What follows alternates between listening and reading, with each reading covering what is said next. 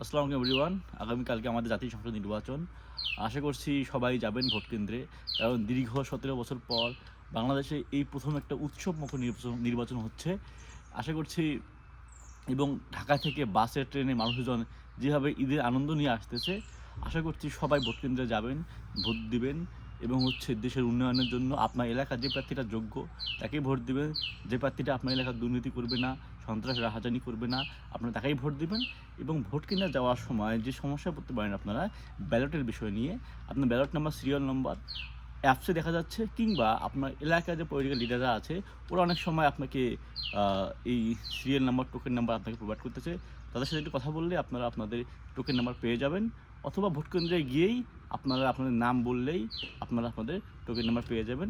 এরপর আপনারা আপনাদের পছন্দের প্রার্থী আছে, যাকে ভোট দিলে দেশের উন্নয়ন হবে, জাতির উন্নয়ন হবে, যে দুর্নীতি করবে না, রাহাজানি সন্ত্রাস চাঁদাবাজি করবে না, আপনারা অবশ্যই তাকেই ভোট দেবেন।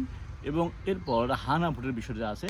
হানা ভোটের মাধ্যমে সরকার চাচ্ছে যে ভোট দিলে আসলে দেশে একটা ব্যাপক শৃঙ্খলা তৈরি হবে। আমি প্রত্যাশা করি, আমি ব্যক্তিগতভাবে হাতে ভোট দিব। কারণ আমি চাই দেশের মানুষ শান্তিতে থাকুক, দেশে একটা সুন্দর পরিবর্তন হোক, এবং দেশের রাজনৈতিক প্রেক্ষাপটটা খুব দারুণভাবে চলুক। সো আশা করছি আপনারা সবাই শান্তিতে সুষ্ঠুভাবে ভোট দিবেন।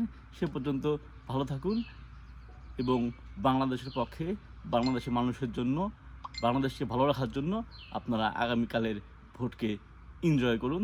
ধন্যবাদ। Bye bye.